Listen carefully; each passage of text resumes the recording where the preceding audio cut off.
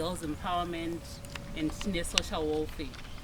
Social welfare iriyo yatiunza kunoku kuHurungwe kuti tiuye kuzodonetawo zvatinazvo tichiti kune vana vashandisewo vachishandisawo nevanhu vakuru vari kuold people's home.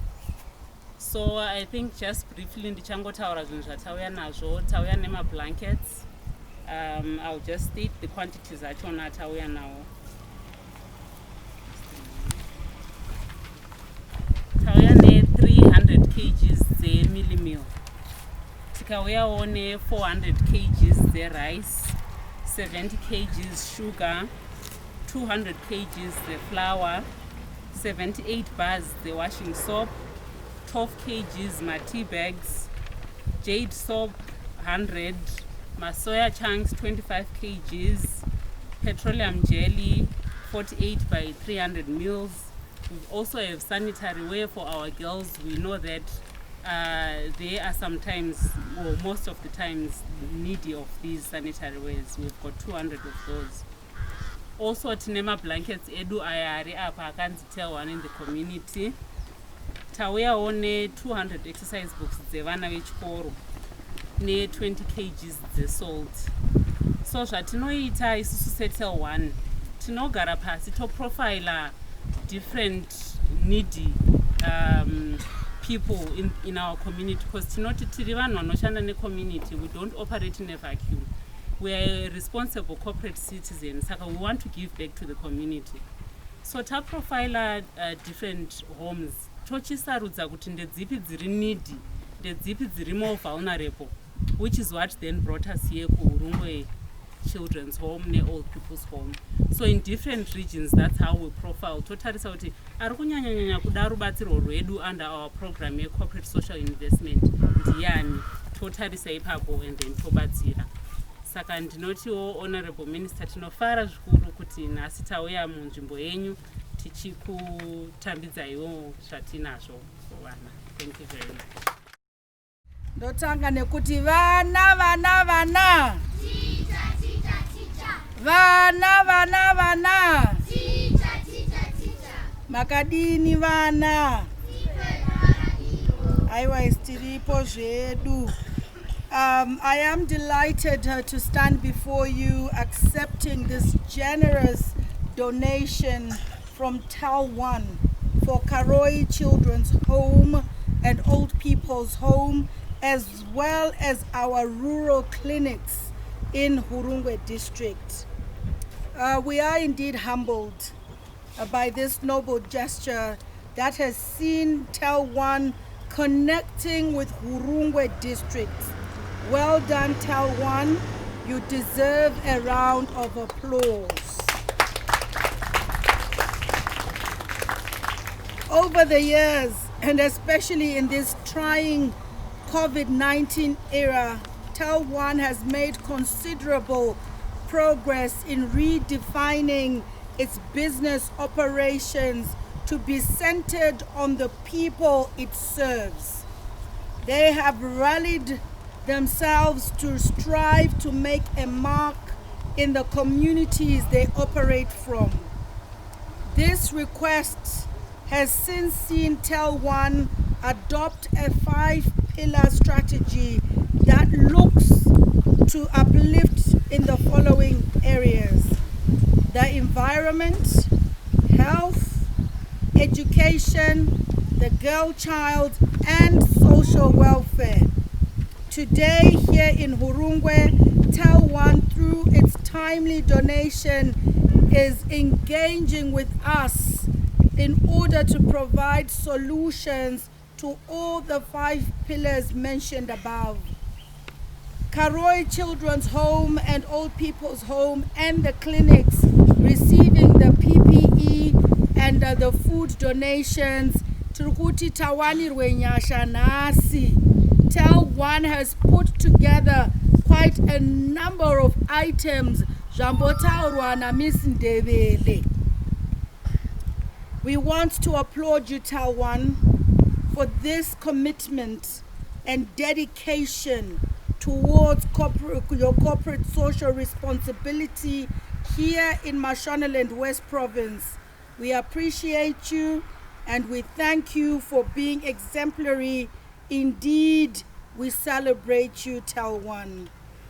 The private sector continues to play a complementary role to our government, and we want to thank this relationship that has become a new normal and in the Second Republic. This will this complementary and collaborative approach between government and the private sector is a key stepping stone towards the attainment of Vision 2030 espoused by His Excellency President E.D. Mnangagwa. In line with the foregoing, ladies and gentlemen, I want us all to be alive to His Excellency President E.D. Mnangagwa's Vision 2030 for our nation. By 2030, Zimbabwe must be an upper middle income economy. It is real. We are living it. If you do not believe it, wake up and smell the cappuccino, because it is a reality. We have to carry our individual crosses to ensure that we achieve the upper middle income economy by 2030. Brick by brick, we will achieve this. And today's event is a step in the right direction. Thank you once again, Telone. Undoubtedly, this donation will make a lasting impact towards our fight against COVID-19, and as well as to the upliftment of Karoi Children's Home and Old People's Home. To the leadership, let us guard this donation jealously. This is our property, and we must have a sense of responsibility and ownership of it. Nas taitirwa zvakanaka neTelone. I think taifana kuzviita kare, but ma-programs angachiitika anga akawanda, asi toda kutenda nhasi kuti zvaitika.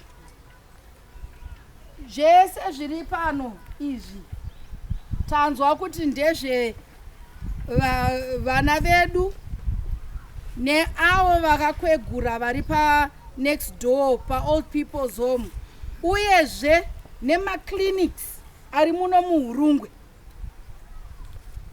Zvekuzonzwa kuti chikafu ichi patoitwa grocery nevari kuchengeta vana, panoendwa kujeri. Nekuti ndezvenyu vana, muri kuzvinzwa? Muri kuzvinzwa here? Mukaona ari kutora zvinhu zvenyu mutaura, mazvinzwa ka? Musatombotya. Musatombotya, nekuti izvi ndezvenyu izvi. Telone vakatarisa vakaona kuti imi vakubatsirei nekunza zvese zvikafu zviri pano nemagumbeza awa anenge ari kwamuri nekune vakakwegura vedu. Saka tiri kukumbira kuti zvinhu izvozvo ngazviende kwazvinofanirwa kuita sei, kunge zvichienda ndiko kune vana vedu nevakakwegura vedu. Saka tinenge tichitarisawo council, ziso renyu pano, musabvise ziso renyu pano, nokuti zvakatikoshera kuti tizive kuti zvinhu zvinenge zvichiunzwawo nema-private sector zviri kushanda zvazvinofanirwa. Hatisi kuda kuvaodza moyo kuti within a week motonzanziwa zvakatope muvungi raisi rere hakusisina kana tsanga rese rakatopera. Izvozvo kwete, tinofanira kunge tichishandisa zvinhu izvi tichiziva kuti izvo vana vedu vatiri kuchengetedza pano havasi kusaririra. Kana tichitaura nyaya yekuti izvo vanasikana vanenge vachinidha sanitary wear, zvakutoda kuti kana vanga vachishandisa machira chimbozvisiyai. Handiri nai vana vapiwe sanitary way haisi yavanhu vakuru ndiye vana vedu iyi. Imimi munokwanisa kunozvitengera kana kuti mimushandisai machira acho, asi vana vedu hatisi kuda kuti vazoita makensa nezvimwe zvakadaro daro, nekuti Telone kashoma kuona private company inofunga nyaya yesanitary way, asi Telone vazviita nhasi. Saka toda kukutendai zvikuru kuti makafunga the girl child anenge ari pano. Maclinic edu tiri kuziva kuti izvo vari kuramba vachinida the much needed PPE. Vapindira zvakare mamask, masanitizer, zvese vatiitirawo nemagumbezi atinenge tichipawo kumaclinics edu. Telone vatipa zvakare. Saka ndirikungokumbirisawo kuti kana zvinhu zvakadai zvaitwa munzvimbo yedu yeMashonaland West kuno kuHurungwe West, I mean ndinozoda constituency yangu handi kuno kuHurungwe, zvinoreva kuti tinofanira kunge tichinyatso kubata zvinhu zvatinopiwa zvakanaka. Ngatiitei sevanhu vanenge vachizoti we have to also manage zvinhu zvatinazvo, kwete kuti zvauya mwana ega ega 2 kg yako yauri kudya motomute aiwaka. Ngatichengetedzei zvinhu kuti vana vedu vasafe nenzara. Isusu hatisi kuda kuti vana vedu vataura kuti isusu kana raisi hatitomboiziva, raisi yaunzwe. Handiri nai mafuta unoona shenya, hatisi kuda kuona shena. Mafuta aunzwa evana, handiri nai vakuzodzokera kuchikoro nyaya yemabhuku, mabhuku evana aripo apo. Handiri nai hembe hanzi dzine tsvina yekugezesa sipo, hembe iyo iripo pano. Vana havana magumbezi akakwana, magumbezi awa aripo. Saka tiringokumbirawo kuti izvozvo ngazvishande sezvazvinofanira kushanda. Zvekuzouya panapa taakuti ko magumbezi aTelone ari kupitoshaya kana 1, nokuti zvakanakira magumbezi aTelone bring one so that is akabrandwa. Tozodzona tozomaona kumba kwenyu.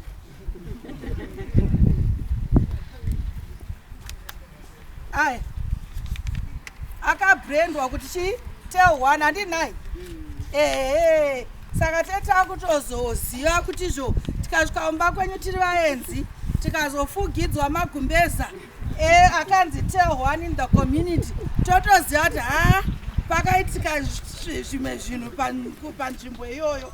Saka please vana vedu vanokwanisa kuwana magumbeza even mukati 1 vaiva vanga vasina, zvinotifambirawo zvakanaka. Toda kukutendai zvikuru Telone once again.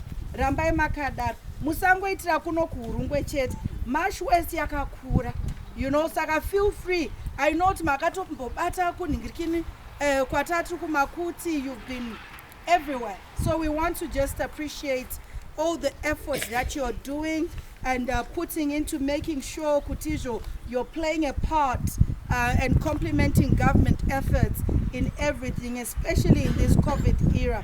Timengwando patinoti tinotenda COVID kuya yakaita nekuti honai vana Telone makapedzera kuvaona rini munongonzwa kuti ndeve mafoni asi nhasi vari pano, handiti nai saka toda kuzvitenda zvikuru izvozvo. Ngatirambei takadaro takabatana, nzvimbo yedu irambe ichibudirira. Naiwawo ndoda ngokutendai mose mauya kuzonge tiri pano tichiona chitiko chakanaka kudai chauitwa pano paChildren's Home pedu nepa Old People's Home nemaclinics emuHurungwe achabenefita. Pano vakuru vacho toti pamusoro mhuri yepano paHurungwe Children's Home, pamusoro Lions Club, pamusoro yacho haitozoperi nokuti makawanda. Ndoti mose ndakucherechedzai vana right. Next time tichagadzira kabattery kenyu kuti zvinhu zviite tine urombo, but we really appreciate the effort. Regai nditore mukana uno kuti ndingoita zvandamitsumukira pano sekutaura kwandaita. Ndiri meya neCarol Town Council, but jacket randakapfeka pari zvino ndere hucheya weboard repana. Ndinoda kutanga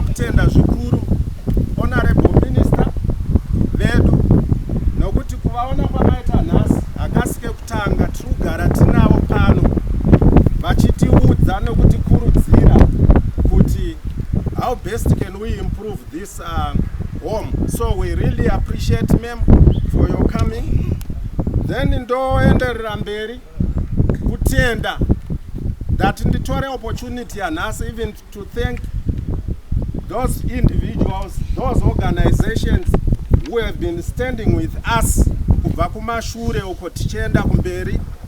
I will do straight away perhaps going to name a few. Ndichikutendai vehospital, tinokutendai chaizvo demo. We really appreciate zvamunotiitira. Vana vedu vakarwara muri kutibatsira. Nutritional educational lessons tiri kutumirwa kubva pahospital apa tichidzidziswa pano. We really appreciate prison services. Tinokutendai chaizvo for dedicating one of your social workers to this institution. Here and there we are guided nema expectations anenge achidiwa pano. Totenda zvekare police. We are working very well with the police. Each time paita zvaitika vanouya pano nevana vanenge kana kwaparwa mhosva tichicoordinata zvakanaka. We really appreciate kubatsira kwamuri kuita nevamwe vese vari kubatsira vechurch fraternity. But let me particularly and befittingly thank the people who have organized this magnanimous event of the day. Telone in particular. Tinokutendai zvikuru Telone kuti matirangarira as Hurungwe, not Karoi. If you could take it from the name of this institution, it's Hurungwe. Hazvisi zvekaro. We take every child ari kunze uko Hurungwe yose angu affectwa. Saka tinokutendai chaizvo ne generous donation yamauya nayo mukatipa, ende tanyatsoteerera zvamataura nokuti taizosara tichirwisana pano kuti ko hospital yakutora izvi sei. You have been very clear and explicit in saying this stuff belongs to the health institutions and we are going to do that accordingly. We really appreciate.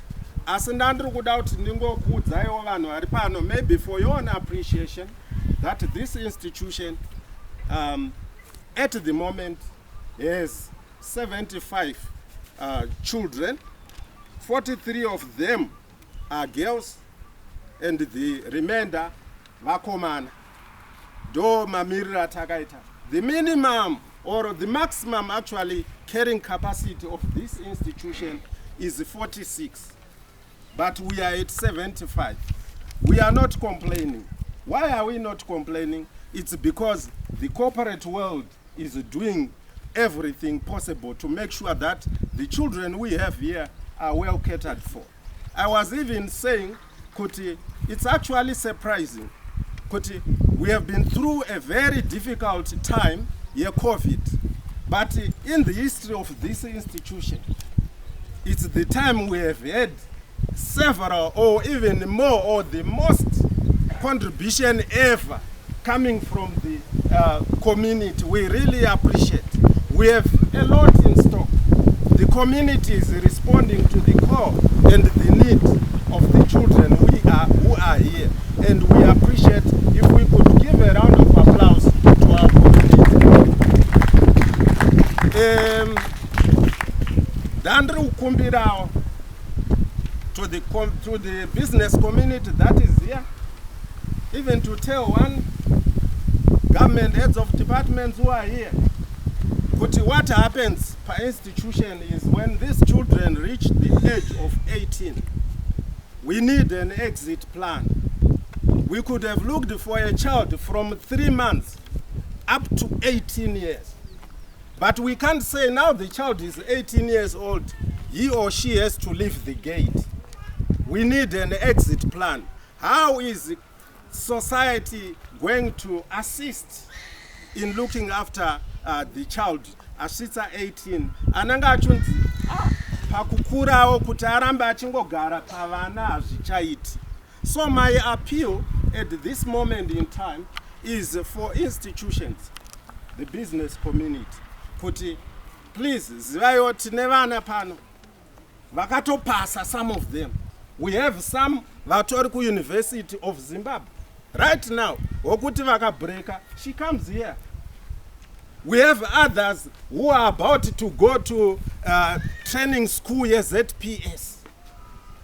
If we can give a round of applause to ZPS. Takanokumbira kuti tineva vakasarudza vanokwana ipapo.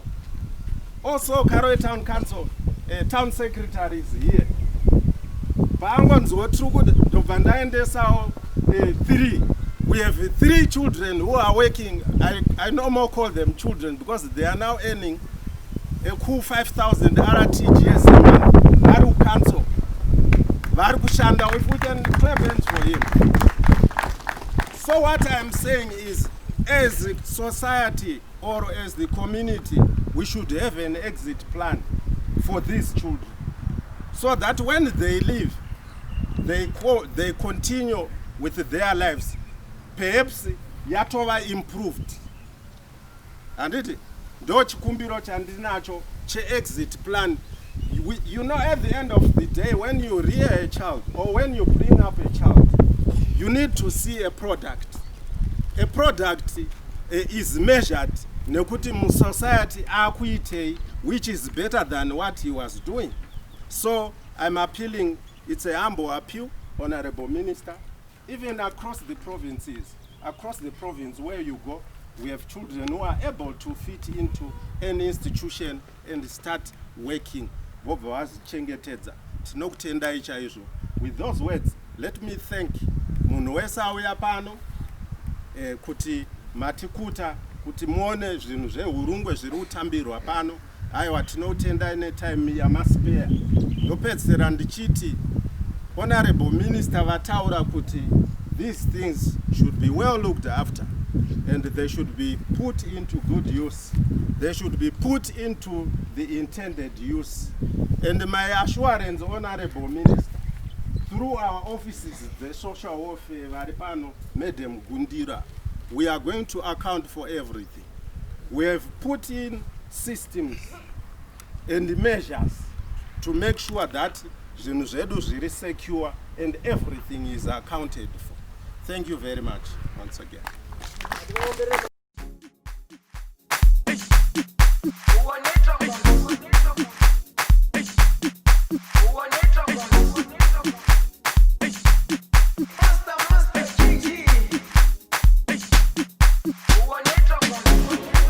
Jerusalema ikhaya lami,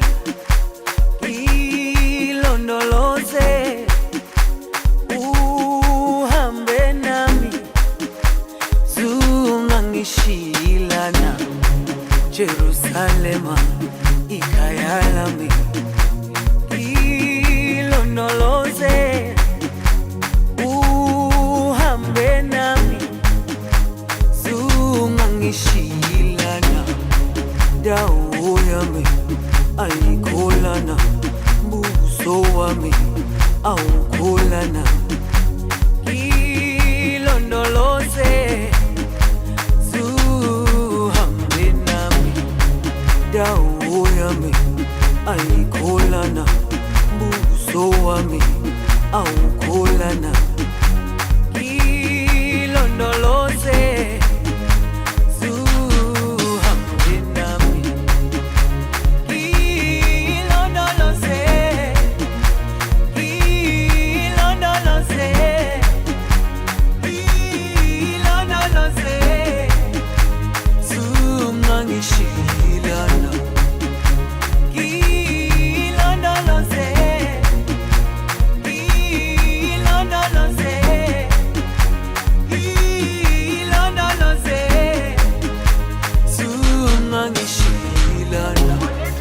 dawo yami ayikholana, buso wami awukholana. Ilondoloze zuhambe nami. Dawo yami ayikholana, buso wami awukholana. Ilondoloze zuhambe nami.